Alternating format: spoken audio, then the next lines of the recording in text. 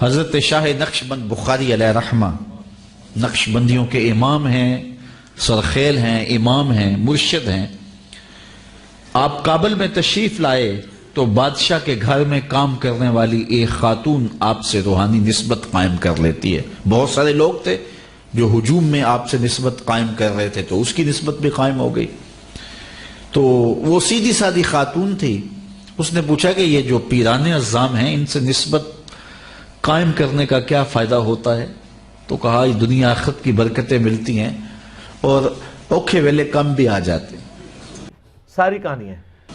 خیر وہ نیک پہلے ہی تھی، جب نسبت قائم ہوئی تو اور رنگ چڑھا اور اتنی دیانت سے شاہی محل میں کام کیا کہ بادشاہ اس سے بہت زیادہ اس پر اعتماد کرنے لگا۔ جو اس کی ہم منصب تھیں انہوں نے اس سے حسد کیا اور بادشاہ کے گھر کا زیور چوری کر کے اس پر الزام دھر دیا اور گواہیاں بھی دے دی۔ بادشاہ کو بڑا غصہ آیا کہ میں اتنا اعتماد کرتا ہوں اور اس نے میرے گھر کے اندر چوری کی۔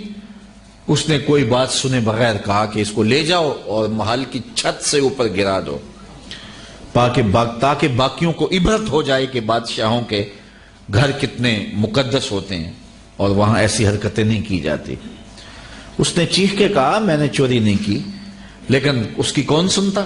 خیر اس کو چھت پہ لے گئے۔ جب پھینکنے لگے تو اس کے دل میں خیال آیا، وہ کسی نے بتایا تھا کہ اوکھے ویلے بزرگ کام آتے ہیں، تو اس سے بڑھ کر اوکھا ویلا ہو کیا سکتا ہے؟ تو اس نے بخارے کی طرف منہ کر کے کہا شیئا للہ چو گدائے مستمند المدد خواہم ز شاہ نقش بند۔ میں نے سنا تھا اوکھے ویلے پیر مدد کو آتے ہیں، تو اس سے اوکھا ویلا تو میرے اوپر نہیں ہو سکتا۔ اور اتنے میں جلاد نے پیچھے سے دھکا دے دیا۔ جب وہ نیچے گئی تو حضرت شاہ نقش بند بخاری نے پکڑ کے آرام سے زمین پہ رکھ دیا۔ تو حیرت زدہ ہوگی، حضرت آپ کب آئے تھے؟ کہا تو از چبارہ آمدی من از بخارا آمدم، تو چبارے سے چل پڑی تھی، میں بخارے سے چل پڑا۔ یہ کہندے نے بزرگ بہت کام کرتے ہیں، بزرگ اڑ لیندے نے۔ اے سائبیریا بزرگ اڑ کے جا کے دس سکتے ہیں سر؟ آلموسٹ آپ سمجھ لیں 8-10 ہزار کلومیٹر کا سفر بغیر ریفیولنگ کے یہ پرندے کرتے ہیں، اور سوتے بھی عوام میں ہیں، نہ کچھ کھاتے ہیں نہ پیتے ہیں، یہاں کے لینڈ کرتے ہیں۔ یہ تو بوئنگ 747 کو بھی ریفیولنگ کی ضرورت ہوتی ہے۔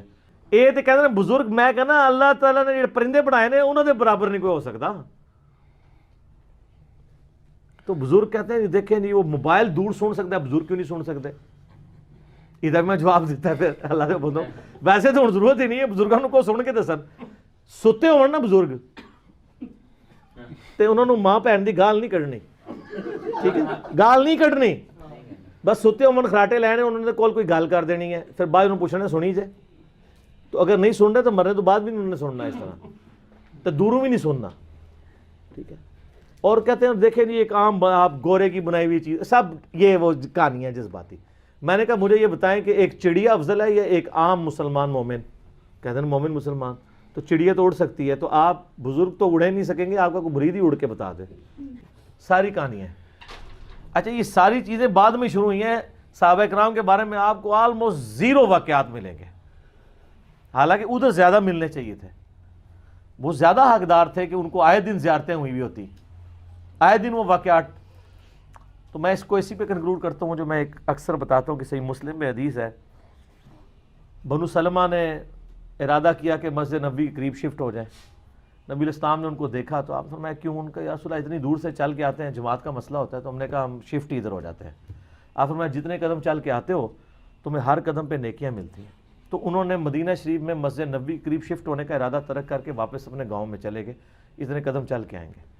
تو میں اس پہ ایک معصومانہ سوال کرتا ہوں، آپ تو بزرگوں کے بارے میں کلیم کرتے ہیں وہ اڑ کے پہنچ جاتے ہیں، تو نبی الاسلام صحابہ کو کہتے ہیں یار اولیاء اللہ تو تمہارے قدموں کی خاک ہیں، بلکہ وہ جو ایک اور انہوں نے بنایا ہوا ہے کہ اگر کسی فلاں شخص کی گھوڑے کی سم سے خاک اڑے اور وہ جا کے ادھر جناب ناک میں کسی گھوڑے کی بیٹھے اور اس سے بھی زیادہ ایک جو ہے صحابی افضل ہے، تو یہ صحابہ تو جو ہے اتنے افضل ہے، تو آپ کے اولیاء اللہ بغیر بوئنگ 747 کے، بغیر اونٹ کے، بغیر گھوڑوں کے ایک نماز پڑھتے ہیں مسجد نبوی میں، دوسری پڑھتے ہیں بیت اللہ میں، تیسری پڑھتے ہیں بیت المقدس میں جا کے، ٹھیک ہے جی، اور چوتھی جو ہے وہ واپس آ کے جہلم شریف پڑھتے ہیں یا لاہور شریف پڑھتے ہیں۔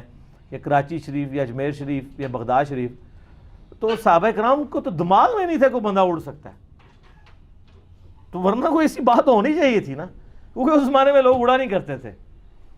یہ ایوولوشن شاید ہو گئی ہے کہ اب لوگ اڑنا شروع ہے. ایوولوشن بھی یہ ہے کہ اگر پہلے اڑتا تھا تو اس کے پر آہستہ آہستہ ختم ہوا ہے. ایوولوشن یہ تو ڈارون بھی نہیں منتا کہ کتے پر نہیں سن تو ہوں اگنے شروع ہو گئے ہیں.